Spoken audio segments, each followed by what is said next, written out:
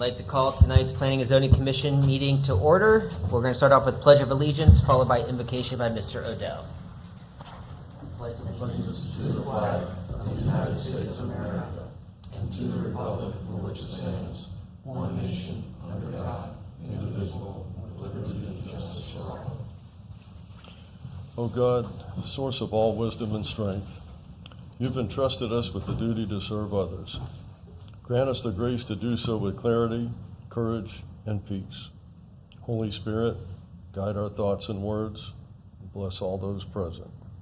We place this meeting in your hands, trusting in Jesus Christ our Lord. Amen.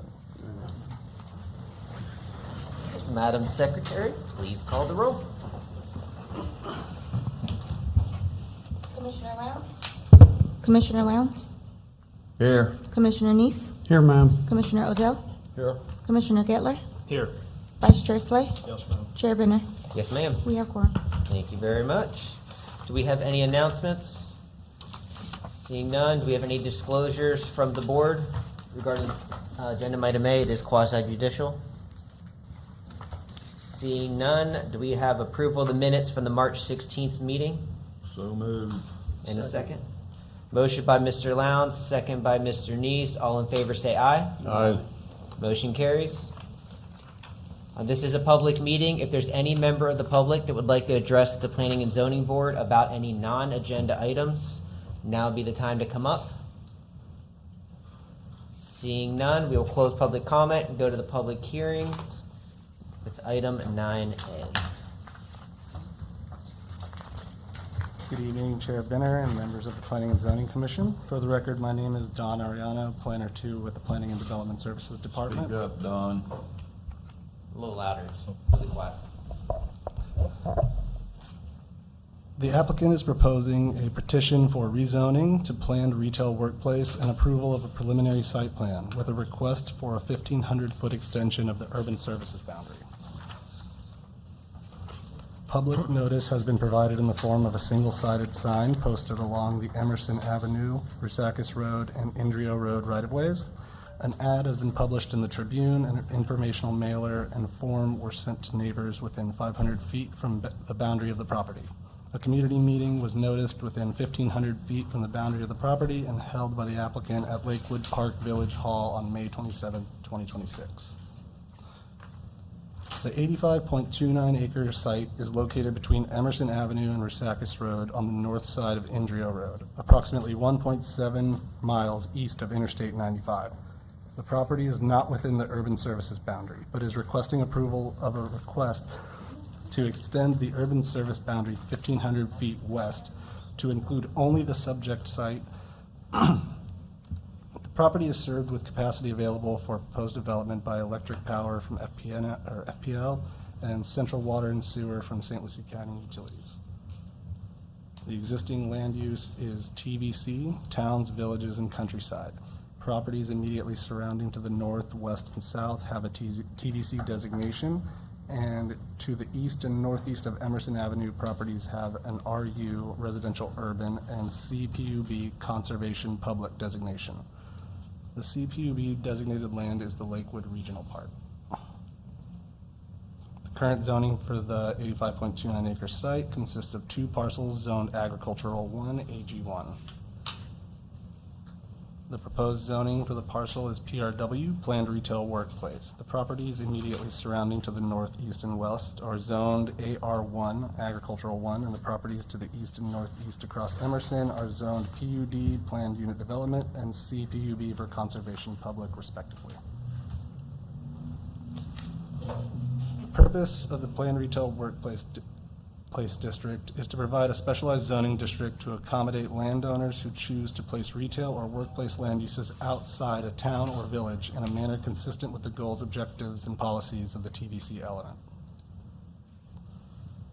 The transferable development map establishes permissible densities based on the property's previous future land use designation prior to the adoption of the TVC. For the subject property, a previous future land use designation of Agricultural 1 limits the residential density to 1 unit per acre. The PRW zone district provides a mechanism for properties to utilize the density assigned by the transferable development map or up to 5 mixed-use dwelling units, whichever is higher.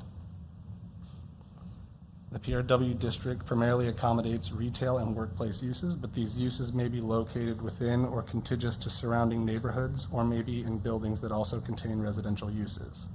Residential units may be placed in freestanding buildings on portions of the site. The density of those portions of the site cannot exceed the density limitations of the transferable development value map. Residential units may also be placed on upper stories of buildings that contain retail or workplace uses, or may be part of freestanding live-work buildings. The total number of such residential units on the site cannot exceed the entire site's density limitations as set forth by the transferable development value map.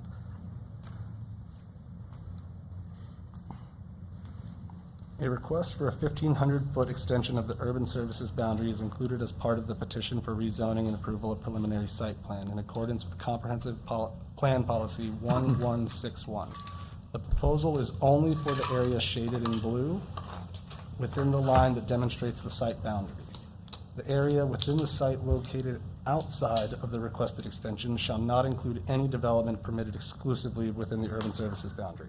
Areas outside the site boundary that are within 1,500 feet are not included in this request to extend the USP.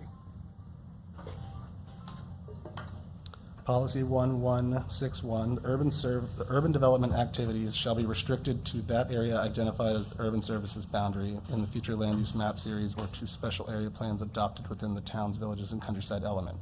The urban services boundary is not intended to be a static line of development.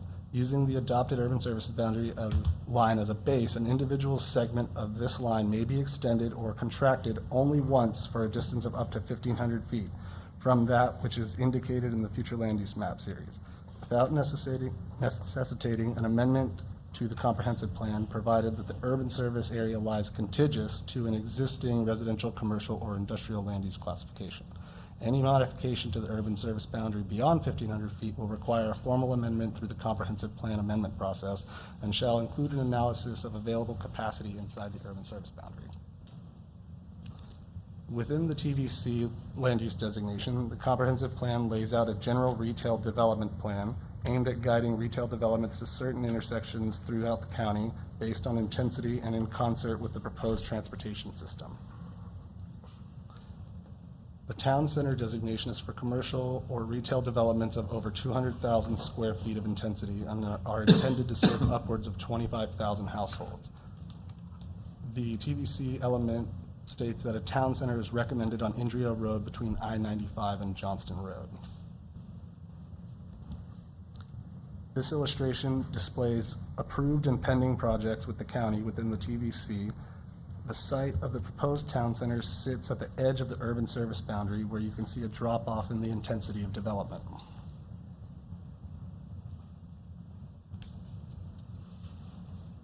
The proposed PRW consists of 8 development parcels with a total potential of 447,250 square feet of retail commercial space, and designating a 16.03 acre portion of the site as a mixed-use residential development lot with a total density of 1 standalone unit per acre for a total of 16 townhome lots, or a maximum of 85 retail lots, or a total of 105,000 square feet.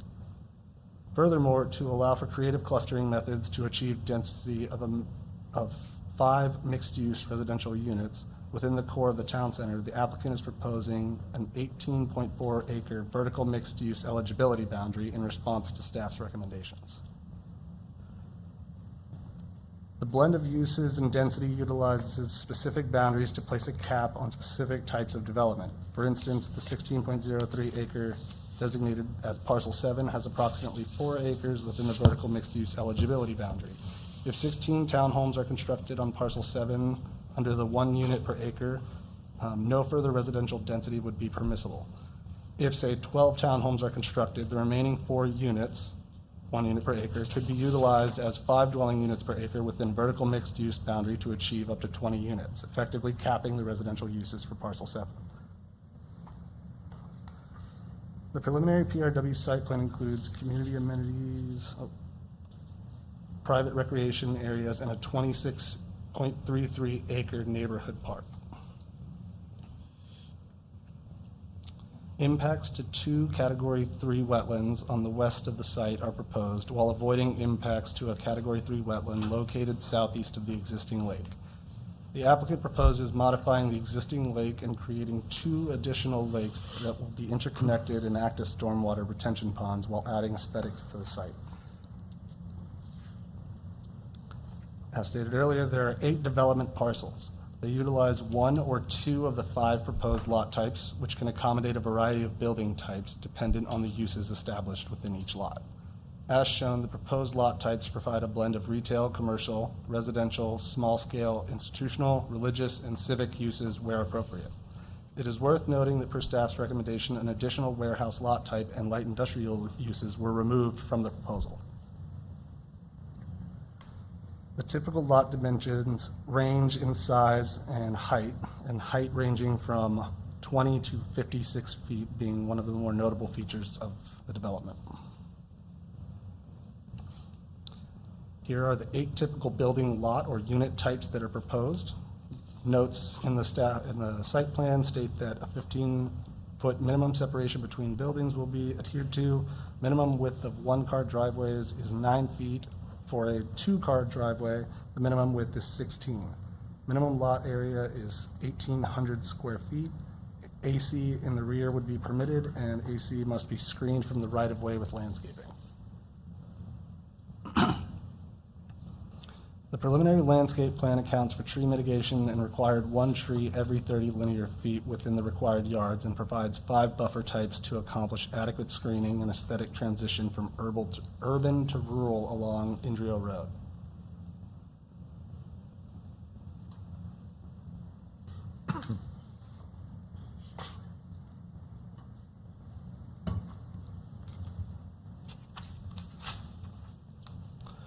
Study uses trip generation rates for shopping plaza, ITE land use 820, general office building, ITE land use 710, and gas station with convenience stores, ITE land use 945, published in the Institute Transportation Engineering's Manual, Trip Generation Manual 12th edition. The analysis provided by the applicant states the development will generate the following net new external trips of 10,980 daily trips with a peak AM hour of 465, peak PM hour of 1,102 trips, and the proposed development will generate the following driveway trips, up to 14,203 daily trips, peaking at 6:31 in the AM and 1,405 in the PM. The site is projected to receive 66% of trips coming west from Indrio Road and 20% of the trips coming east from Indrio Road. 13% of the projected trips would come south from Emerson Avenue, and the remaining 1% would be coming north from Emerson Road. Rusakis Road will be required to dedicate 50 feet in right-of-way and perform improvements, and an adjusted TIA will be required to be reviewed and accepted prior to approval of any final site plan. The proposed PRW rezoning and preliminary site plan generally conform to the standards of review as set forth in the St. Lucie County Land Development Code, sections 110603 and 110207, and has been found to be generally consistent with the goals, objectives, and policies of St. Lucie County Comprehensive Plan.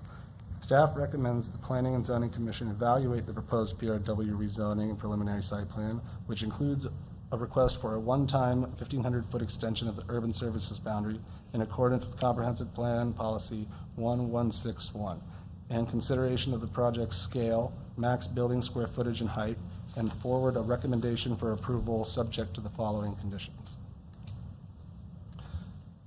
Prior to final site plan approval, ERD will require an environmental impact report, a wetland waiver, a survey of wetland boundaries and buffers, tree mitigation plan and survey, a detailed landscape plan, and an updated supplemental document with all approvals and exhibits. Prior to commencement of development, the following will be required to be met: a vegetation removal permit if applicable, the proposed fee in lieu for tree mitigation balance, and an updated species survey.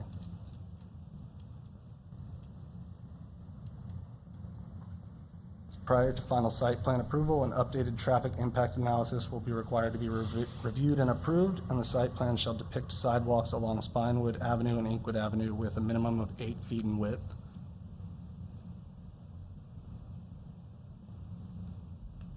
Site development permit will be required prior to performing site improvements. Rusakis will be required to be paved from Indrio Road to the northernmost access point. 6-foot sidewalks are required along Rusakis and Emerson. And within 90 days of development, approval of the required 50-foot right-of-way dedication along Rusakis will be conveyed to the county in a form acceptable to the county attorney. And that concludes my presentation, but before we get to questions, the applicant has a presentation as well. Thank you very much. Anything specific for staff before the applicant comes up? Anyone? All right, thank you much. Applicant, come on down. Thank you.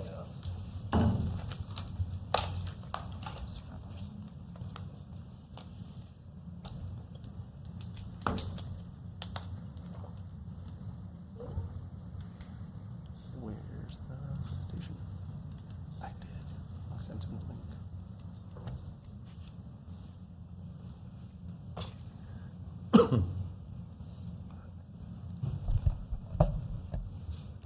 While he's pulling that up, I will get started because mine happens to be a little longer than Dawn's presentation. But good evening, Planning and Zoning Board Commission, Chair Binner. My name is Leah Heinzelman with Kotler and Hearing, here on behalf of the property owner, Glassman Holdings. I want to thank staff for their coordination and presentation as we move forward on this project.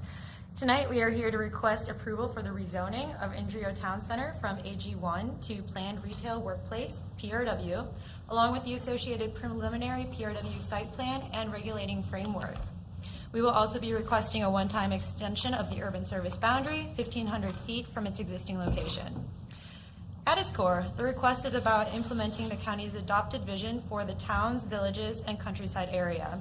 This property is already within the TVC future land use designation, and the PRW zoning district is one of the specific planned zoning districts established to carry out that vision.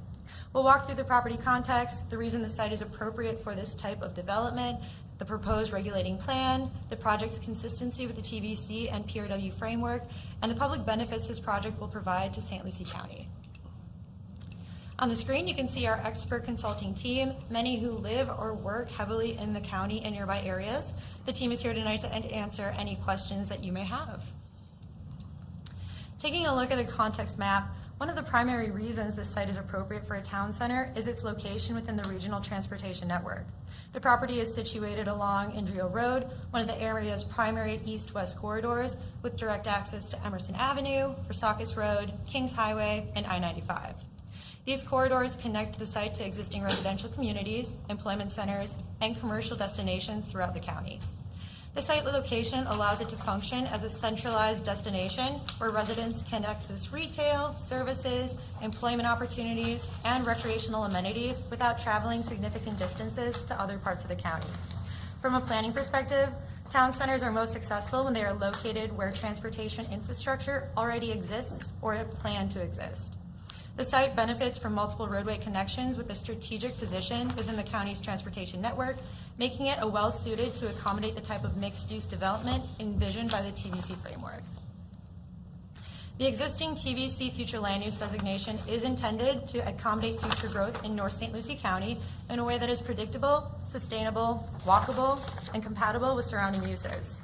The TVC framework encourages a mix of uses, compact form, interconnected streets, multiple transportation options, preservation of open space, and development patterns that improve the quality of life.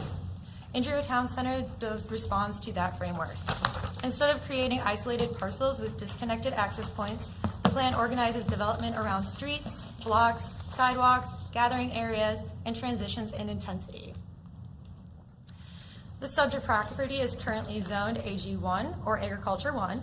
While that zoning designation remains on much of the surrounding area today, it's important to note that within the TVC planning area, AG1 largely functions as a legacy or holding zoning district.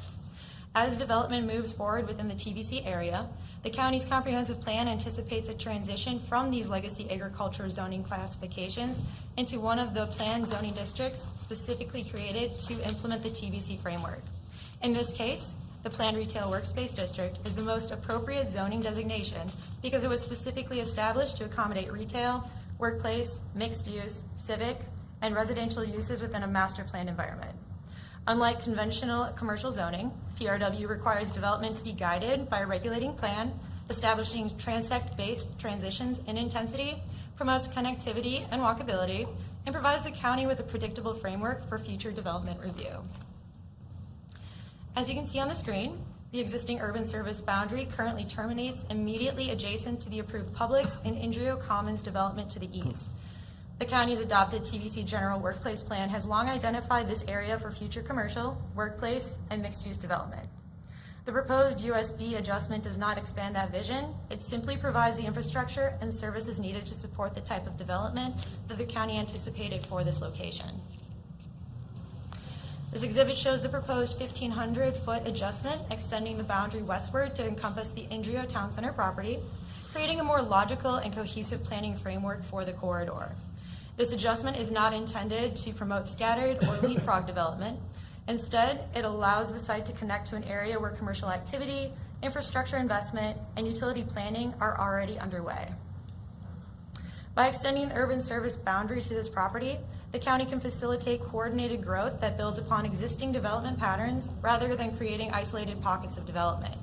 Equally important, the adjustment supports the transportation and connectivity goals of the project. The town center is designed around an interconnected street network, including the primary east-west corridor linking Emerson Avenue and Rusakis Road, future possible connections to the approved public site, and internal streets that encourage circulation between complementary uses. I've already mentioned an overview of our PRW, but wanted to show for the record some of the highlights that we'll be walking through in just a second here. And now for the pretty graphics. Here's the conceptual master plan for the Indrio Town Center rezoning. I do want to preface that while the street network and right-of-ways, stormwater, buffers, and parcel boundaries are solidified in this plan, the building sizes and configuration may change at the time of final site plan to accommodate the uses being proposed. The plan includes a primary north-south roadway from Indrio Road, an east-west connection between Rusakis Road and Emerson Avenue, a central roundabout, sidewalks, future roadway connections, shared parking opportunities, stormwater lakes, and open spaces. The plaza and vendor lawn areas help create a civic gathering point and provide the type of public realm that supports the TVC vision. This layout helps reduce reliance on single-purpose vehicle trips by allowing uses to be internally connected. Future residents or nearby neighbors could access services, recreation, and gathering spaces without needing every trip to function as a separate vehicle movement onto Indrio Road. As mentioned, the proposed development program has been intentionally structured to provide flexibility while maintaining predictability and consistency with the PRW district and the county's TVC framework. The plan includes opportunities for retail, office, workplace, civic, and mixed-use development organized in a well-designed master plan. Importantly, when we refer to mixed use, that does not necessarily mean a combination of commercial and residential uses. Under the PRW district, mixed use can also consist of complementary non-residential, such as retail on the ground floor with office or workspace above, creating a more active and effective development pattern while supporting employment opportunities within the town center. To provide additional certainty, the residential component has been carefully limited through the regulating plan. At staff's request, eligibility for vertical mixed-use residential development has been confined to a defined 18.4-acre central area of the project, primarily within parcels 3, 4, 5, and a portion of 7. Parcel 7 is presented with two conceptual development options to demonstrate the flexibility built into the PRW framework and regulating plan. Because this application is a rezoning and not a final site plan, the intent is to establish a long-term framework that can respond to future county conditions and community needs. Option A illustrates how Parcel 7 can be developed entirely as a commercial and workplace-oriented component of the town center without utilizing a residential option permitted under the PRW district. Under this scenario, Parcel 7 functions as an extension of the broader mixed-use and employment center, providing opportunities for office, workplace, professional services, and supporting commercial uses that contribute to the long-term economic vitality of the project. This concept reinforces one of the key objectives of the PRW district, to create destinations where people can work, access services, and conduct business in a walkable environment integrated with surrounding retail and commercial activity. As shown on the regulating plan, Parcel 7 is limited to a maximum of approximately 105,000 square feet of commercial, office, or workplace development. Option B illustrates the residential alternative for Parcel 7 and represents the only standalone residential housing type permitted within the PRW zoning district. Under the PRW regulations, traditional single-family detached homes are not permitted. Instead, townhomes serve as the sole standalone residential product allowed within the district, ensuring that any residential component remains compact, integrated, and consistent with the walkability of the town center character envisioned by the TBC framework. This approach allows residents to opportunities to support the nearby retail, office, and workplace uses while avoiding the lower density suburban development patterns that the PRW district is not intended to create. Parcel 7 contains approximately 16 acres and is limited to a maximum of 16 townhome units to meet the requirement of 1 dwelling unit per acre as noted in the staff report. In addition to the density limitation, Parcel 7 must maintain a minimum of 20% open space. But as you can see on the screen, there's quite a bit of open space surrounding those townhomes, which we have shown as just 2 attached per building. Another way our rezoning meets the TBC standards is the transect approach to organize intensity across the site. As you can see, we have the 3 specific areas: the core, the center, and the fringe. The core represents the highest intensity portion of the development and serves as the heart of the town center. This area is positioned along the primary transportation corridors and internal street network where access, visibility, and connectivity are the strongest. The core is envisioned to accommodate the most active uses within the project, including retail, restaurants, workplace opportunities, professional services, and potential mixed-use buildings. The goal is to create a vibrant destination that provides goods, services, employment opportunities, and gathering spaces for both existing and future residents of St. Lucie County. Surrounding the core is the center transect zone, which acts as a supporting mixed-use and workplace district.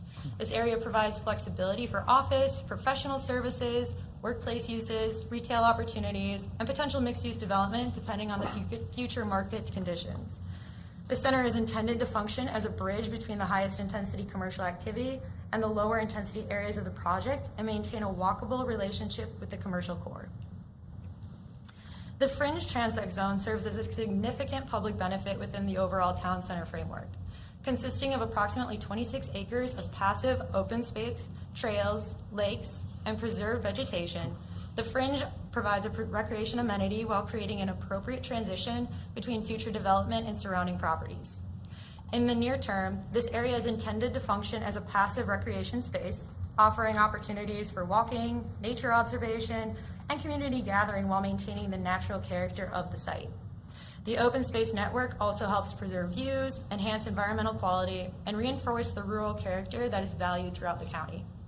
Looking forward, the size and location of the fringe provides flexibility for future coordination with St. Lucie County should additional recreation opportunities or programming be desired as the area continues to grow. Most importantly, the fringe ensures that a substantial portion of the property remains dedicated to open space and recreation, creating a lasting community asset while supporting the county's vision for balanced growth and thoughtful transitions between development and intensities. A key component of the design is the extensive landscape buffering system that surrounds the development and creates transitions between the town center and neighboring properties. While the PRW district establishes minimum buffering requirements, the proposed plan goes well beyond those by incorporating large buffer widths, preserved open space, native vegetation, and pedestrian amenities throughout the site. The intent of these buffers is not simply to satisfy a code requirement, but to preserve and reinforce the character that residents associate with St. Lucie County. Wherever possible, existing native trees will be preserved in place and incorporated into the landscape design. In areas where preservation is not feasible due to infrastructure or roadway improvements, native trees will be evaluated for relocation opportunities within the project to maintain canopy coverage and strengthen the long-term landscape character of the town center. Particular attention has been given to the Indrio Road frontage, where the landscape design is intended to create an attractive gateway experience while maintaining the established tree-lined character of the corridor. The proposed buffer incorporates native canopy trees, understory plantings, and ground cover species that reflect the area. Pedestrian pathways are integrated within the corridor, allowing residents and visitors to safely move through the town center while remaining immersed within a landscape environment rather than a traditional commercial streetscape. Along Emerson Avenue and Rusakis Road, substantial landscape buffers are proposed to soften views into the development and provide effective screening between future development and the adjacent properties. These buffers incorporate layered plantings, canopy trees, native shrubs, and understory vegetation. The northern edge of the property has been designed with an even greater emphasis on compatibility.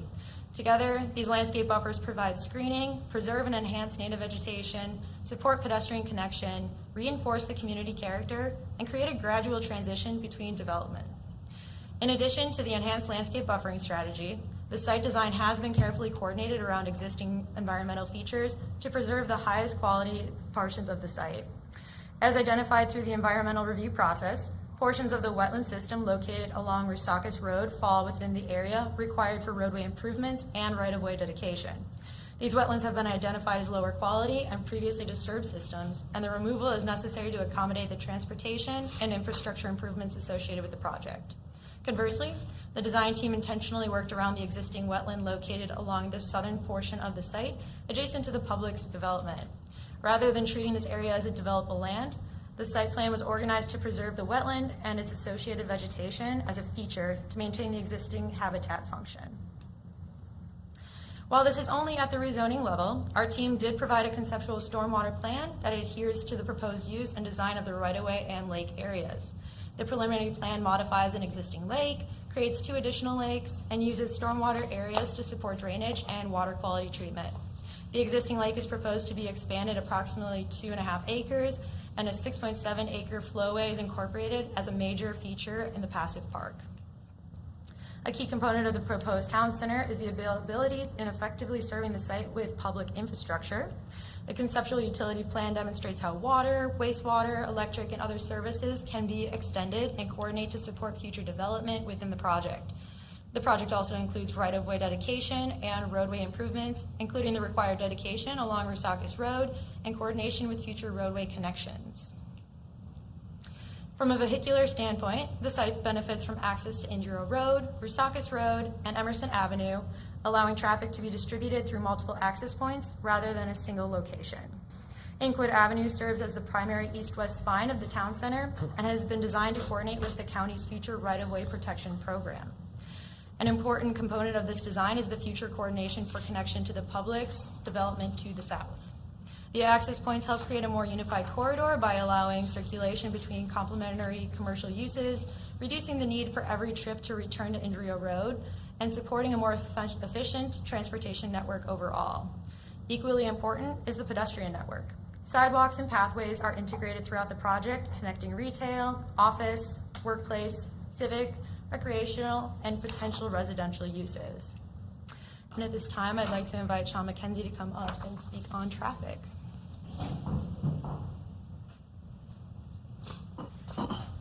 Good evening, Sean McKenzie with McKenzie Engineering and Planning here representing the applicant.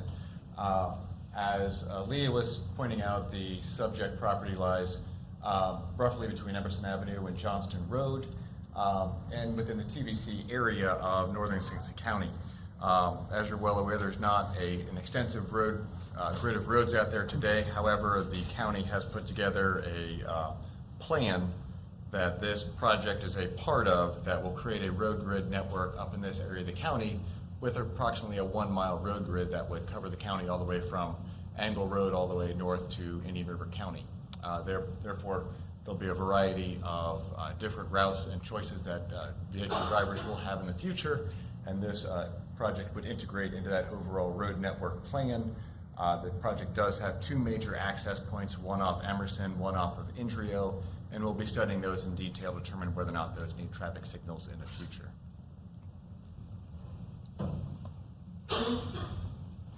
Thank you, Sean. As we've discussed tonight, the request is about much more than just a zoning change. The true value of the PRW district is the regulating plan that encompasses it. The regulating plan takes all the principles that we've reviewed this evening and transforms them into an enforceable framework for future development.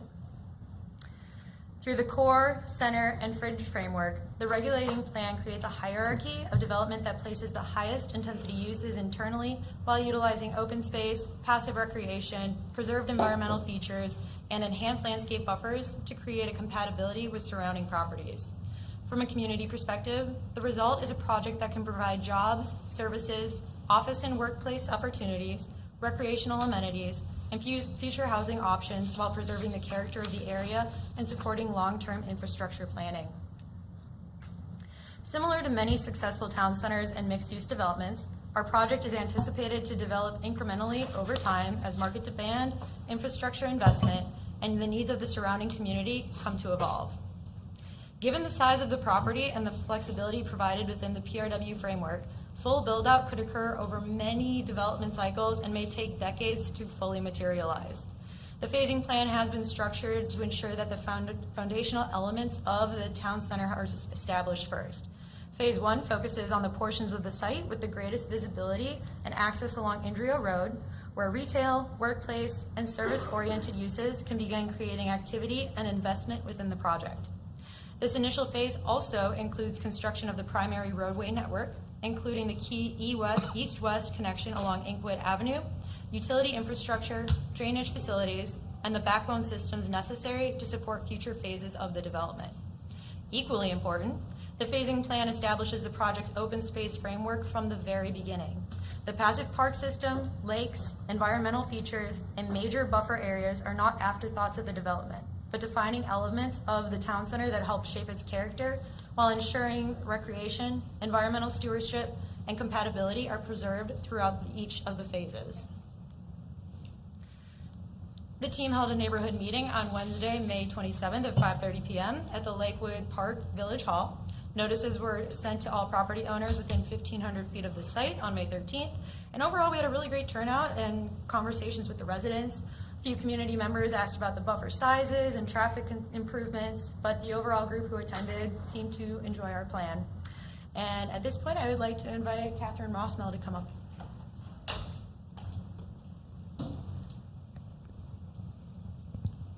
Good evening, Catherine Rossmell with Lewis Longman Walker, token lawyer, and I'm happy to be here tonight because my job tonight is really easy. Leah has given you a really extensive presentation and shown all the thoughtful work that's gone into this, so I'm really just here to reorient you to what we're asking you to do tonight.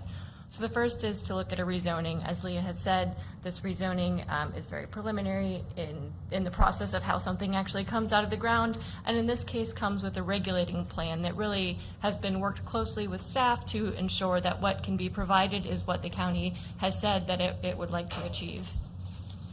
We are also asking for a preliminary site plan approval. Again, this is looking at the boxes that have been supplied by the county, and in working closely with staff, staff recommends forwarding this with approval. It is subject to a number of conditions. We agree to all of the conditions that have been proposed, all 21, so we do not believe that we are bringing anything that is outside of what the county wants. It matches what the county has indicated is appropriate for this area, and what all of the work that's gone into creating this plan show will be successful to help this area in its future. And for the urban service boundary shift, again, this line was not created to be a static line, and it's not actually necessary for the PRW to have this line shifted to exist. However, it does make it consistent with the county's development plan. It helps promote the orderly development of the area and really ensure that what's going in is consistent with what the county's vision for the area is. Again, all conditions imposed, requested to be imposed, are conditions that we're agreeable to. So we're hoping that we made your job very easy tonight. And with that, I'll bring Leah back up to do the final ask. Thank you, Catherine. So in closing, Indrio Town Center implements the vision already established through the county's TVC framework. The project provides a clear plan for future growth, connection transportation, appropriate transitions and development intensity, open space preservation, recreation opportunities, and compatibility with the surrounding properties. As Catherine demonstrated, the project meets the applicable PRW review criteria, and we agree with staff recommendations and proposed conditions of approval. We appreciate your time and consideration of the Planning and Zoning Commission, and we respectfully request your recommendation of approval, and the team is here to answer any questions that you all may have. Thank you. Thank you very much. All right. So next, we will go ahead and, anybody in the board have questions for the applicant? Mr. Chair. Mr. Ardell. Mr. McKenzie, please.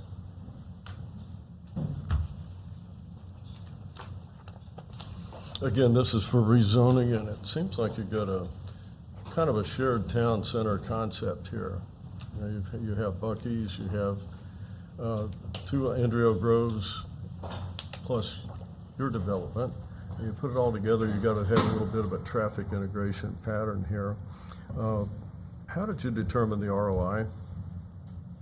When you say ROI, the radius of influence? That's it. Okay. We followed the, San Lucie County has adopted a standardized methodology. So essentially, in this case, this project is generating in excess of, I believe, 10,000 daily trips, so that our area of influence is plus or minus 4 miles. So we're generally looking at an area within 4 miles surrounding the sites. That puts us up into Indian River County in the north, down to Angle Road in the south, west 95, and then east almost to US 1. Okay. Well, the question I have here is, you have a confluence of state and county roads, as well as this development hub. And looking at your TIA, what method did you use for the proposed trip distribution? The trip distribution, because the county's models are somewhat incomplete up in this area of the county due to the amount of applications that are before the county but have not been adopted, we used a hybrid method where we looked at both the county's traffic model to figure out where traffic was going, but also looking at the households and rooftops that are going to be within all of the anticipated development within the area. So essentially, we're a commercial project, so what we're trying to do is figure out where our trips are going and match those up with more or less rooftops in the nearby area. So we're looking at more or less rooftops in the surrounding or anticipated rooftops in that 4-mile radius area. Well, using that method, it doesn't seem to account for non-residential use of the trips originating outside of this project. Correct, and that is one of the items that we talked about with the reviewer, and think it would be best if we slightly modify that to make sure we're capturing trips to say that might go to Buc-ee's or other commercial establishments nearby rather than simply looking at rooftops. All right. With all else, off the table now, why didn't you use the TCRPM? Why did we use the TCRPM? Why didn't you?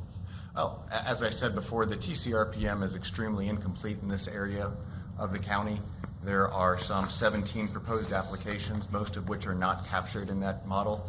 Therefore, it would have required a complete reconstruction of that model. So that would have sent traffic to very unusual destinations that would have made absolutely no sense. All right, so do you have any proposed modifications before you bring this before the county commission? To our methodology? Right, your methodology. At this time, no. I think we've very well actually captured where we think the traffic is going to go based on the applications that are before the county and the surrounding area, as well as this application by itself. So it would account for the non-residential use? I believe it does. There isn't really an extensive amount of non-residential use proposed in this area. Therefore, what we're proposing reasonably captures what's going on or we anticipate going on in the future. How about traffic originating outside of the project? We did account for that, so we've got some estimated 21% of the traffic leaving the 4-mile study area, which seems to be more than account for the anticipated employment that might be coming here and then ultimately recently leaving the area as well. Okay, thank you. Mr. Lowndes. Sir, anybody explain to me what your plans are for phase 4? Why is it separated out? There are 2 large areas there that are left out. So those areas, we have had potential ideas of what that site plan looks like. However, because this is such a long, decade-long project, we're planning on, when the time comes for those parcels to be looked at, having a full another review and extensive site plan approval for those parcels with staff, with the board, with the commissioners, because at this point in time, we don't know what the market, we don't know what the county needs are going to be at that time. So, we didn't want to propose something that might not actually come to fruition in that area. So that'll be something that would have to come back before the board at the time of the Phase 4. So it could be either more residential or more commercial, either way. It could not be residential. It would only be potential for commercial, retail. Thank you, ma'am. Yep. Quick question. When it comes to building heights, would you guys need the full 50-some foot that would be allowed there, or would you guys be okay with the lower building heights? We would be open to a lower building height. Again, that's just per the PRW and looking at the potential if there was to be mixed use with residential. But again, at this time, there's no plans for anything. We're open to having conversations on changes for that. And then I know on TBC, I went over with staff yesterday, their street parking road options only has like 6-foot wide spots. But like I think they did that at Conky Joe's on Indian River Drive, and you almost take everybody's mirrors off because it's so like halfway parked in the you have to park in like the little swale in the street. Just something to think about. Like if they did 8 foot, I know it's every foot matters, but the street parking, whatever they did at 6 feet, that was just insane. But 8-foot wide street parking would be sweet too. We'd be open to that. Thank you for that. Cool. And then the open space in the back, other than just a pond and a trail, any other possible things that might go there, like that would help the county out with parks since land is so expensive? Like, was there ever any conversations of like ball fields or disc golf or something that other than just more walking trails? Sure. So I actually had a couple meetings with the County Parks Department, and at this time, they did not want to move forward with any ownership of that land. We were ready to give it over to the county. So at this time, we're just keeping it as a conservation area and open space, but that's why I mentioned that we're open to the future having those conversations with the county if there's a need. I know there's a park just down the street, so if there comes an opportunity, we'd be happy to have those So you talks. guys were going to give away land and they said no? Yeah. All right. Any other questions for the applicant? All right, thank you very much. All right, this is a public hearing. If there's any member of the public that would like to address the board on this agenda item, now would be your time to come on down to the mic.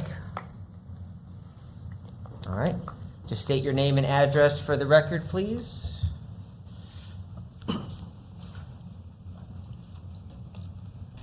Justin Hairston, 6705 Pastoral Robles, Lakewood Park. Say that one more time, sir. 6705 Pastoral Robles, Lakewood Park. So, we got a lot of stuff going on Injury Road right now. I'm pro development. I just think that we need to be smart about what we're developing up in that area. It's the last frontier in the county, and we don't want it to look like what they have going on out in Tradition. One of the big things is, like you just said, about the parking.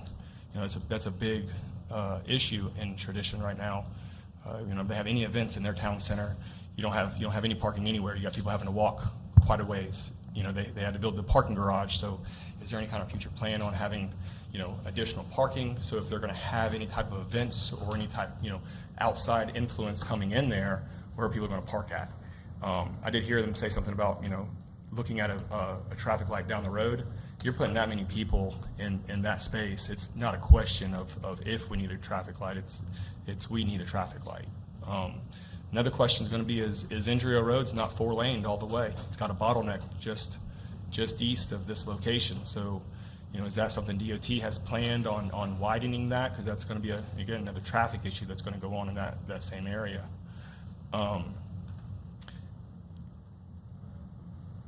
Is there any way of having more green space within inside of the development side of it?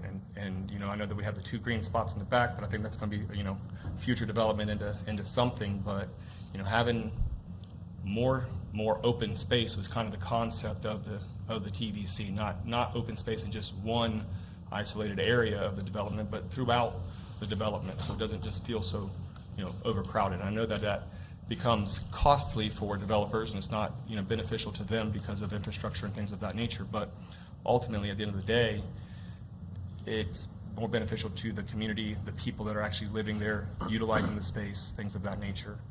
I know that this is a mainly commercial space, and there's a limited amount of residential that's going in here, but parking on that residential stuff again is an issue. I have a in Tradition, in one of the communities there in Central Park, they have a 5-bedroom house and it's got enough space to park 2 cars. If you park 4 cars, you block the sidewalk. You block the sidewalk, you get a fine from the HOA.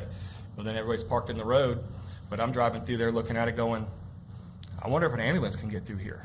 Can a fire truck get through here? If you got two F-350s dualies sitting on either sides of the road, can you get an emergency vehicle through the community? I mean, so that's another question is throughout all of this in the whole area, are we being mindful of how we're getting in and out when we're building some of these developments? So I just want everybody to be kind of mindful on, site plan approval or whatever it may be on, are we being smart on how this is going to look, or does it just look good on paper and then we've got to deal with it 20 years later like we are with tradition? So that's just something that I want to keep everybody in mind. Again, I know that we need the development, it's coming one way or the other, but there's got to be some smarter planning on what's going on. Thank you very much. Any other members of the public?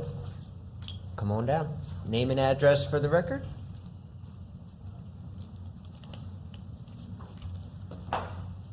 Good evening, board members. My name is Luis Aguilar.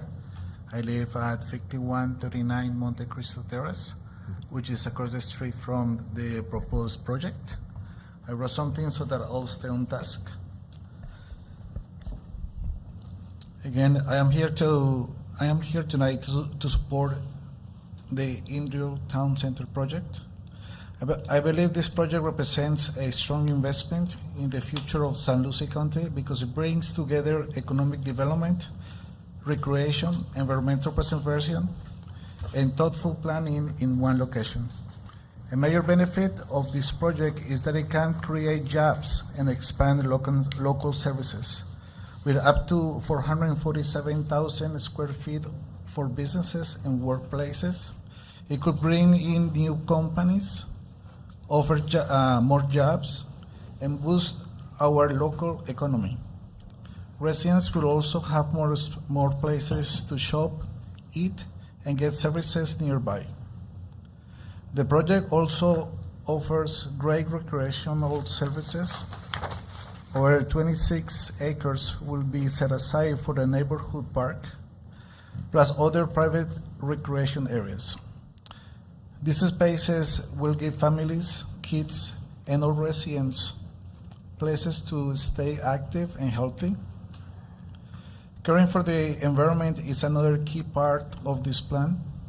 It protects the current wetlands and improves water management by fixing up existing lake and adding 2 new lakes for stormwater. These steps help control runoff and protect our natural resources. I appreciate that this is a well-planned mixed-use development that brings together workplaces, services, recreation, and limited residential uses in a coordinated manner. This type of planning creates a more complete community and helps support long-term economic growth. I also appreciate that the county staff reviewed this proposal and recommended approval with conditions. The requested one-time extension of urban services boundary is tied specifically to this project and helps create a well-planned development instead of a piecemeal growth. Finally, county staff has thoroughly reviewed the project and recommended approval with conditions, finding that it is consistent with the county's planning objectives and policies. For all of these reasons, I ask you to support the Indrio Town Center project and follow the staff's recommendation. Thank you for your time and consideration. Thank you very much. Any other members of the public that would like to address the board on this item? Come on down. Shane Mulvey, 5320 Rusakis Road. I'm questioning what other uses would be allowed under the zoning that may not have been represented in the demonstration. I'm particularly interested in the Phase 4, the properties left over on Phase 4 that are just shown as possible retail. What other potential uses might we'd be looking at in the future for those parcels? think, is that what was pulled up there? That is the proposed lot types and the proposed uses allowed within each lot type. Okay, The and did I bill- understand, I'm sorry. No, you're fine. Here, I'll Did show I you. understand correctly that Rusakis Road is to be paved to the northernmost access point, which would be Russo Road? Which would be up to here. The northernmost portion of the site. Of the site, okay. Correct. Got it. All right, that's all I got. Awesome, thank you. Any other members of the public? Come on down. The font on this slide, oh, what happened to it? Chair Bitter, this is a snapshot from the site plan. Hi, I'm Leah Norton, and I live at 8506 Fort Walton Avenue, Fort Pierce. It's in Lakewood Park.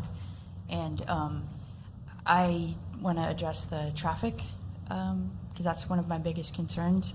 It's such a big concern with all the development that's even going on 43rd in Indian River County. That's right there by Lakewood Park as well. All that overflows onto Emerson, also onto Indrio as well, all what they're doing. And those are massive amounts of houses that are going in right there. That's already being developed. Tuesday this week, I live maybe less than a mile from Dollar General, which is in Emerson. So I turn out of Lakewood Park and I turn right to go to Dollar General, got my stuff. I came back to come home, which would have been a left-hand turn. There was so much traffic. I was there for 5 minutes and I gave up trying to turn left.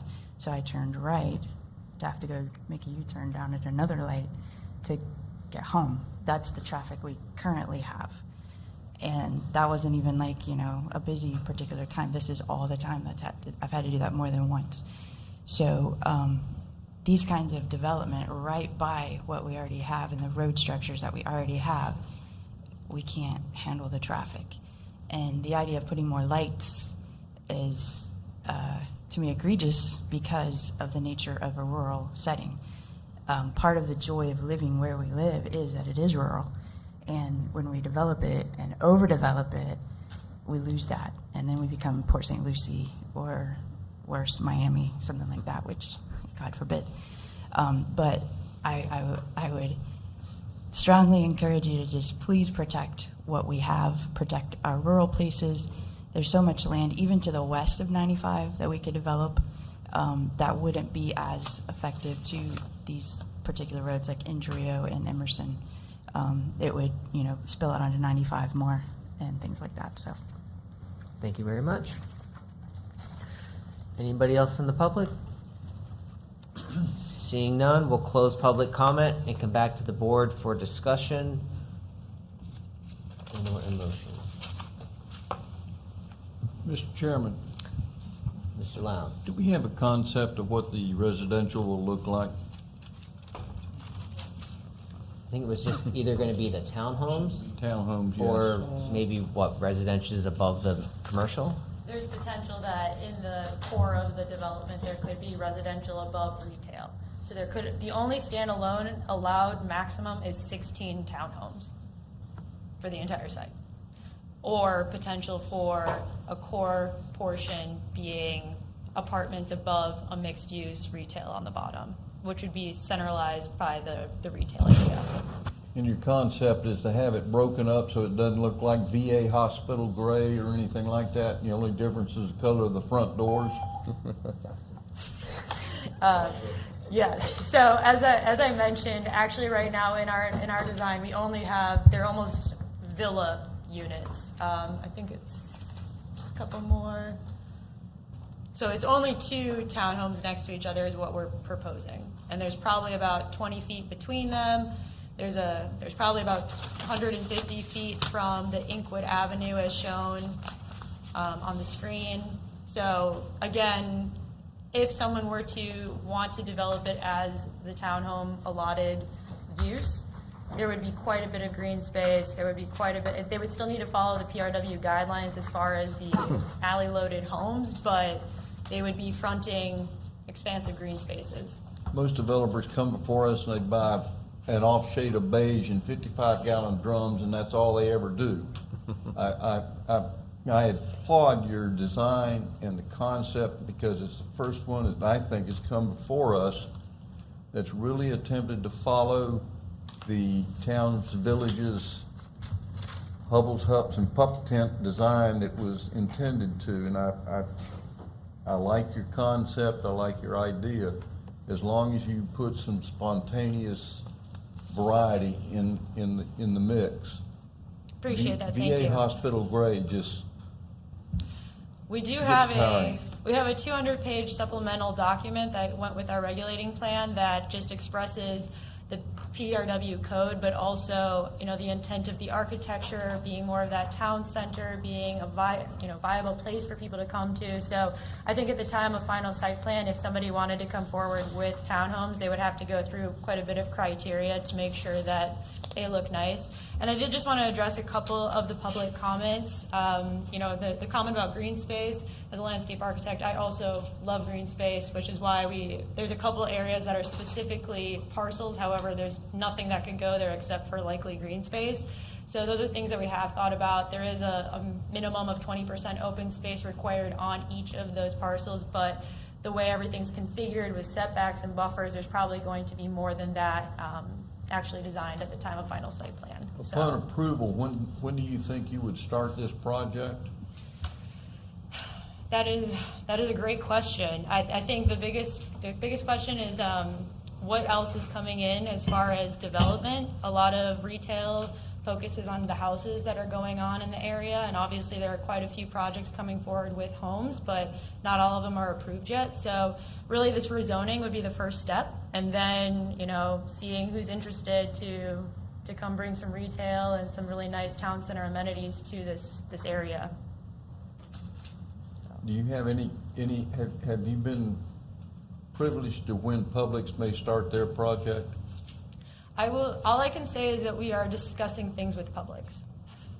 That's all I can say at this moment. You dodged that well. Thank you.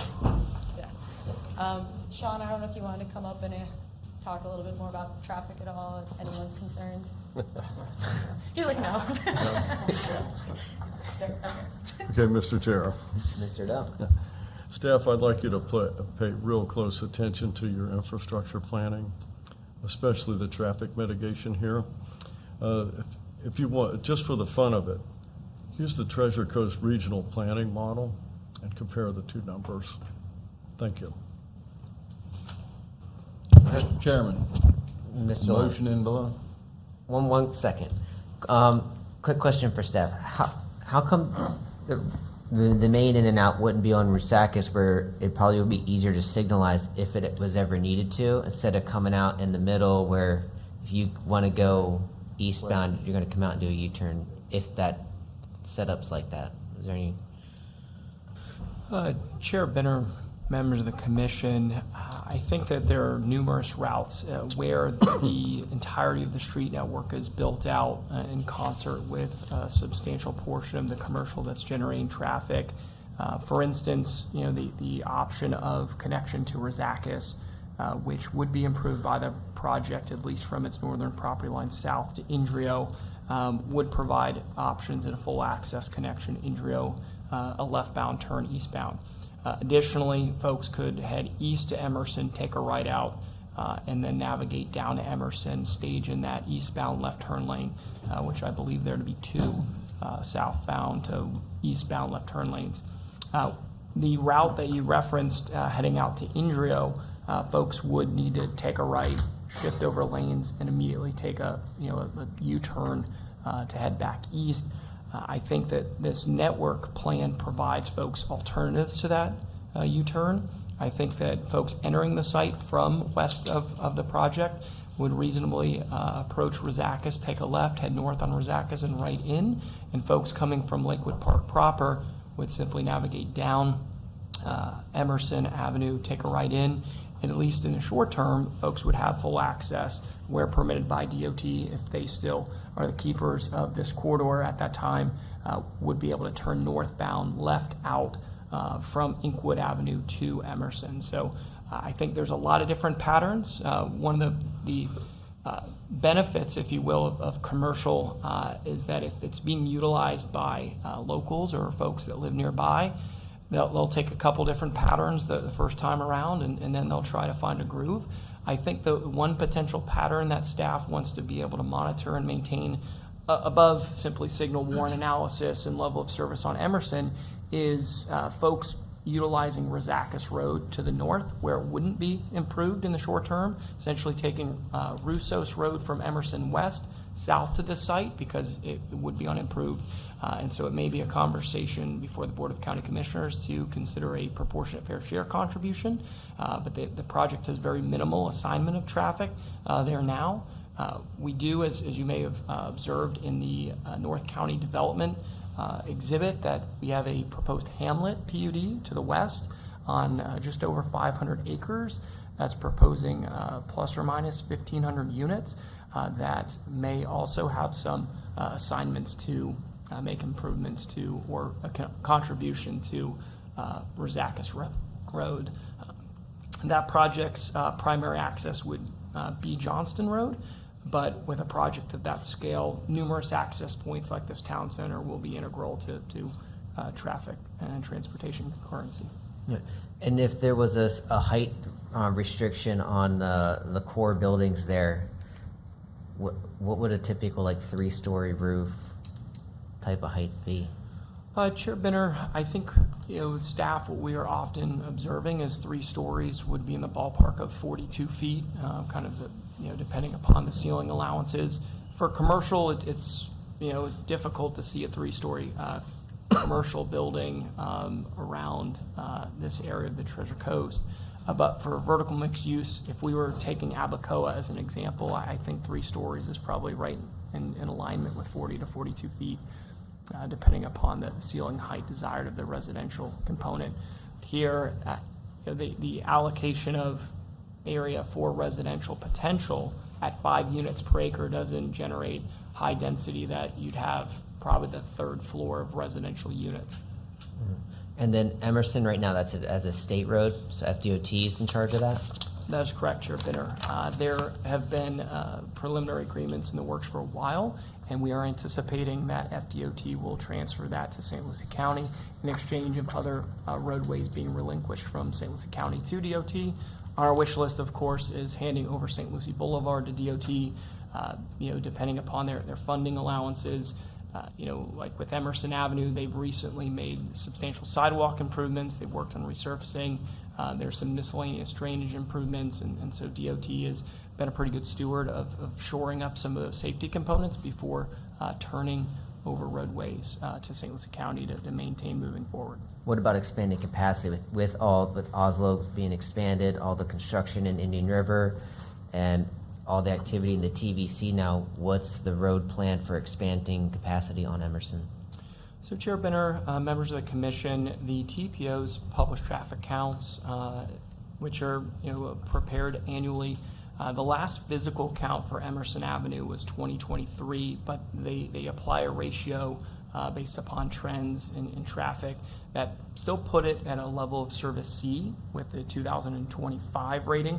Now we've had, as you noted, increased development in Union County, increase in activity in St. Lucie County that hasn't been realized, of course. And so there's 2 potential competing interests, and that some exhibits of the towns, villages, and countryside actually look for Emerson to be maintained as a 2-lane facility, but have parallel or offsetting roadway corridors, so having multiple options as opposed to relying heavily upon 1 or 2 options to head north and south. So for instance, instead of simply relying upon Emerson and Johnson moving forward, having multiple north, south, east, west that would segment some of these projects. Alternatively, widening the 4 lanes would require a substantial amount of funding, presumably a regional coordination within River County, because as we observe, if you take a 2-lane facility, expand it to 4 lanes, sometimes that ramps up speed on that 4-lane facility, and vice versa. When you're necking down to a 2-lane facility, it starts to back things up. But as we know and observe the increased traffic, that is a critical way to get to and from Indian River County from St. Lucie as an offsetting to I-95, US 1, Turnpike Feeder, even Johnston Road, which is narrower in nature. The Oslo Road interchange, it may actually divert traffic from Emerson to I-95 because then folks won't have to travel all the way north to State Road 60 and then head back east. So that's a traffic pattern or preference modification that we haven't had real-time observation until that interchange is finalized. But the staging of our transportation concurrency review is at this point we're looking at traffic methodology, we're looking at volumes and potential impacts. The concurrency certificates retained or withheld until we have a final site plan, until we know specific details of those retail users. As a 2,000 square foot drive-through can generate a lot more traffic than even a 50,000 square foot sporting goods store. But the patterns, whether it's pass-by traffic, internal capture traffic, and even to an extent why this location has been generally supported by staff for this scale or a reasonable scale of retail is keeping some of the destinations away from the interchange and not needing existing residents in Lakewood Park, sending them further west to gain essential commercial or desired commercial retail and services. So we see it as kind of being toward the middle of some of the development activities and accessible on both the east and west side, which might help curtail some of those trips of residents heading from St. Lucie County north to go to a grocery store or Publix because it's more localized. And then if Rusakis gets paid, is it most likely just like a 2-lane road, sidewalks both sides with streetlights now that's going to be in the USB? So this particular proposal would bring a small portion into the urban service boundary, and we would look for sidewalks on the east side of Rusakis as part of this project. It would be a consideration for the Isram Hamlet PUD as to whether or not we obligate sidewalks on the west side of Rusakis. In this area with Fort Pierce Farms Water Control District and all the linear canals, we're considering proximity pedestrian facilities to those canals, costs of guardrails, maintenance. Where possible, sometimes we like to implement larger sidewalks on one side, including a multi-use path. So it's a more pleasant experience for walkers, bikers, even other alternative forms of transportation that we know residents are starting to shift toward. So I would say it's context sensitive, but right now we would look for more of an urban section serving this particular development, but transitioning more to a rural section further north, unless dynamics change with other developments further north on Rusakis, closer to Russo's. And then the road types in the TVC like that, there isn't, would any of this with if ISROM and all that, if the goal is to not make Emerson a 4-lane to keep the rural character, would a 2-lane with a grass median that had turn lanes in it, so that you're not stopping traffic, is that a road type that would fit with the TVC? If the whole goal is to, if we don't want to make Emerson 4, but we're redoing Rusakis and we're going to eventually redo Johnston, making it to where it may just be 2 lanes, but a grass median where you have those carve-outs so you're not blocking traffic, because you put 1,500 homes, depending on if that's all going to dump to Indrio or are they going to be coming over to the side streets, and you know what I'm saying? If we're creating that north-south to bypass it, if it's all just 2 lanes where every time you want to turn left you stop traffic, it's just, we're shooting ourselves in the foot, I think. Chair Benner, I think your points are well taken and noted for the record. It's difficult to tell what might be developed upstream, further north, further northwest, to warrant that more boulevard type approach and the associated cost and maintenance. Of course, down towards the extension of Jenkins Road that we're working on with the Eagle Bend PUD between Engle Road and Orange Avenue. That future section does prescribe landscape medians, more boulevard, street trees, pedestrian walkways, those designated turn lanes in a separated fashion. But this area, because we have a lot of rural undeveloped lands, at this stage, I think we're still planning it to resemble more of a rural section, at least Rusakis Road north of here, but that certainly could change as site plans and different proposals come through. Of course, right-of-way constraints and environmental considerations and maintenance costs are on the forefront of that. Would the right-of-way dedication that we would get with this project and possibly the other one be enough if that boulevard option ever came down? Or are we restricting ourselves to only ever having a 2-lane road where somebody turning left, stopping traffic of 1,500 homes possibly to the west, plus the 10,000 trips and however many come out on that side possibly? Chair Benner, with this particular project, we are ensuring that we have adequate right-of-way along its frontage to have some of that flexibility. Of course, I'm not going to sugarcoat it. It's not a 120-foot wide right-of-way that would have very lavish, side street trees and streetscapes, but it would have the potential for a modest median. But with the Fort Pierce Farms Water Control District Canal to the west, I'm not sure that the other project would be dedicating too much So on that the side. right-of-way is completely on this parcel because of that canal, right? Yes, that's my understanding. And so that the same dilemma or situation occurs where ISRM, this project here that's proposed but not made it to public hearing before the Planning and Zoning Commission, they have a larger dedication along Johnson Road because of the physical limitations on the west side. So the same scenario applies here.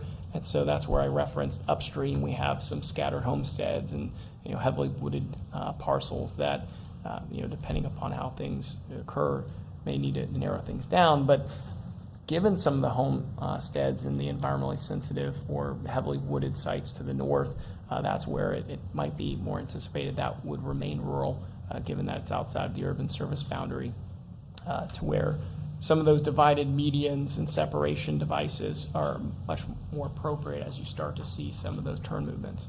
So with those houses up there, it's unlikely then that this is going to really be a viable north-south alternative to Emerson. I think that it's, with limitations, yes. I think What would be it's the a more closest? localized alternative, but not necessarily, funneling 12,000 to 20,000 daily trips north and south from Indian River County Well, to St. Lucie. Johnston, if we get a right-of-way on ISROM, is that going to be enough? Is there enough north of that would be a viable, fully improved north-south to get us a full Emerson bypass? Like, what's the closest, other than Kings, like what is the closest between here and is Culvergard the only other one, or? So Chair Benner, as displayed on screen, and this is a long-range type projection, generally aligning with our future street network, where Johnson Road is imagined as the 4-lane facility. And so the Hamlet PUD to the west, should it proceed, that's where a more robust right-of-way acquisition would be planned, because it creates that logical distance separation of Kings Highway Turnpike feeder, distance to Johnston, then distance to I-95. But as we're already seeing with Cobelgard Road, we're anticipating wider sections towards some of the localized intensity. But right now, Cobelgard Road, it has a very rural connection to Indian River County. It connects at the county line into a handful of estate properties. The long-range plan actually, if you look at some other exhibits, shows Cobelgard Road jogging west now and connecting instead of a straight alignment where it exists today. So some of that script is unwritten, but it's absolutely something that we're monitoring on a project-by-project basis. And even if that new east-west road north of the project site, this Rusakis improvements wouldn't even touch that because of those homesteads. That is correct. And so a couple key things. This exhibit, which is primarily intended to show the potential retail commercial nodes, doesn't explicitly reflect the roadway network on the county's thoroughfare protection plan, which was updated in April of 2024. So we've made refinements and we've looked at extending some of these east-west roads further to Cobelgard. And these roadways are intended to be kind of the say it lightly, the bare minimum, the county's arterial or long-range plan networks. But on a case-by-case basis, we're looking at more localized and private needs of each development. So that's something that larger scale projects, as we saw with Indrio Groves, they have an internal spine road. Some sections of their community, they're looking at kind of a 4-lane avenue, 4-lane boulevard type feel. And so we're not expecting these to be the only roadways developed in North County. This is simply the baseline framework that which private developments would need to build on to serve the community adequately. Mr. Chair. Mr. Dell. Just wanted to clarify something here. Indrio Road is split into 2 different jurisdictions. You have a state and a county jurisdiction. The state jurisdiction, which is State Road 614, ends at Kings Highway, which is a State Road 713. From that point, from Kings Highway east, it becomes County Road 614. So FDOT's improvements and maintenance end right at Kings Highway. The county has to pick up everything from there east. Thank you. I just had some questions. Anybody else? Yeah, so for me. So, I like the project. I think it's cool. I also love any time that we create green space, right? Like, and I think what we're seeing a lot more of is like as developers come through is a developed green space, meaning that we're turning them into uses that people not only in that vicinity but also outside of it can come use it. So I think that's really cool. I'd like to see some more green space in the phase 1-ish, phase 3. I also am not a fan of like any more houses. Like, I think we've built enough. I think that's why we have this conversation right now, or why this retail is a demand, is because we know that all the stuff that's in the works are being improved around this area, right? And so we can say 14,000 trips for this place, but we're already over 100,000, right? 120,000 a day right now is where we're at on this Indrio corridor so far. Trips.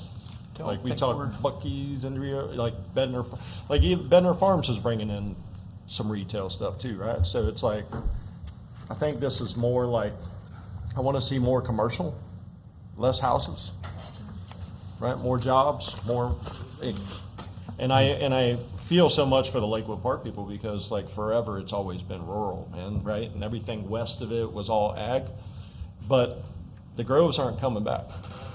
And unless all the people in Lakewood Park are going to start raising cows and having cattle farms, I mean, the demand to develop property is there. I mean, I'm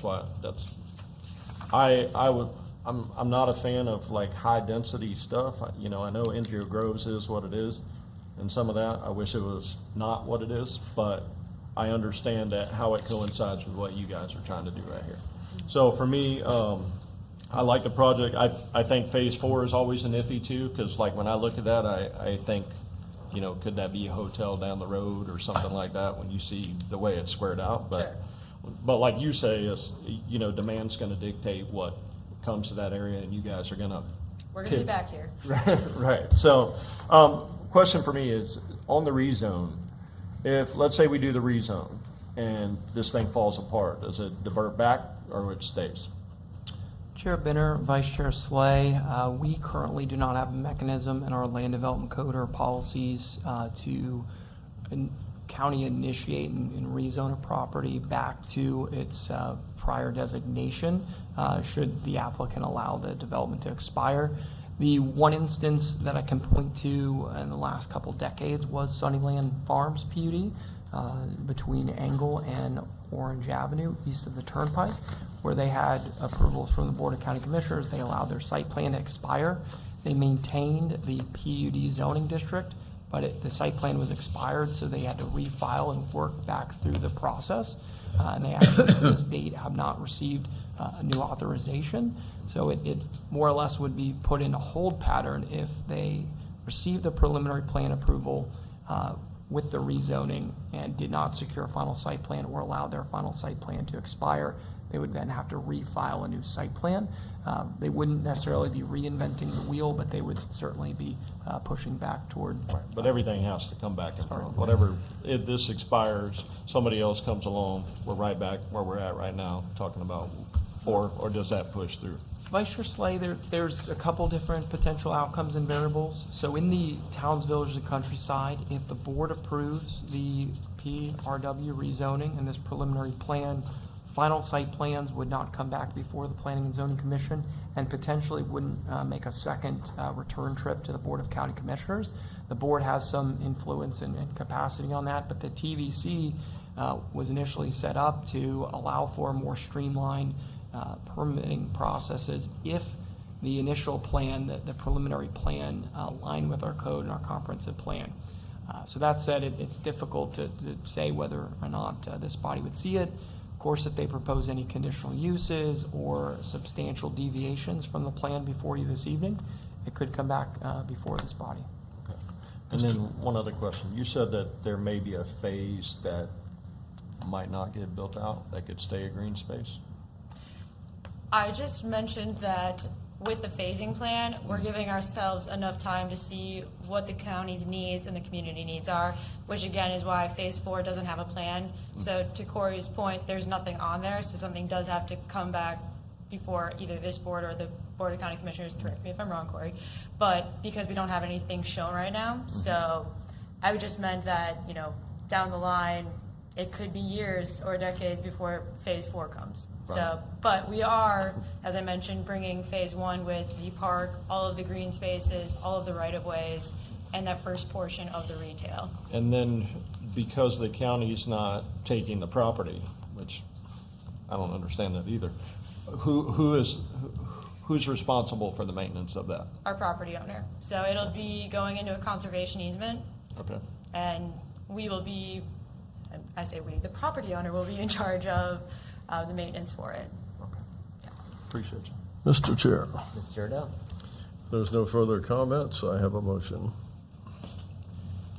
I got a question.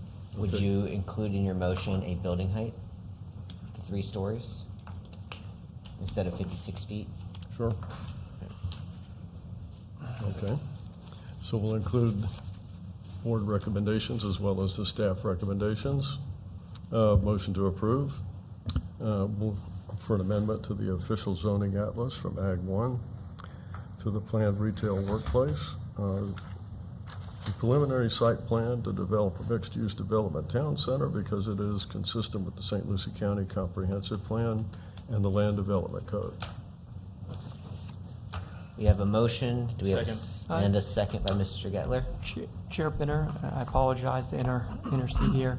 Does that motion include the recommendation to marginally widen the parallel parking dimension to a minimum of 8 feet? Is that something that we can, because it's changing TVC? There's options. If we to could, that'd adapt. be awesome, to change it from 6 feet to 8 feet, because 6-foot street parking in Florida, we already suck at parallel parking, so. I think you Sure, gotta I'll look at amend the everything motion that for sucks that. in tradition and take it out of this plan. Yeah. Right? Motion amended to include that. Everything that sucks in tradition. Motion still seconded. Motion still seconded? All right. Madam Secretary, call the roll. Commissioner Lowndes, Yes, ma'am. Commissioner Neese, Yes, ma'am. Commissioner Odell, Yes, ma'am. Commissioner Gettler, Yes. Vice Chair Slay, Yes, ma'am. Chair Binner. Yes, ma'am. Thank you all. Thank you very much. Appreciate it. It's a great project. I wish they'd bring something like this to downtown Port St. Lucie or whatever they're trying to do down there. It's a soccer stadium. I know, but this is like exactly what they want, something down there like this, I think. All right, do we have any workshops? Not this evening, Chairman. All right, any other business? Thank you, members of the public, for coming. We are just a recommending body. This will still go in front of the Board of County Commissioners, so make sure you guys show up there. Thank you, staff. Thank you, applicant. Do we have a motion to adjourn? Motion to adjourn. Second. All right, so moved.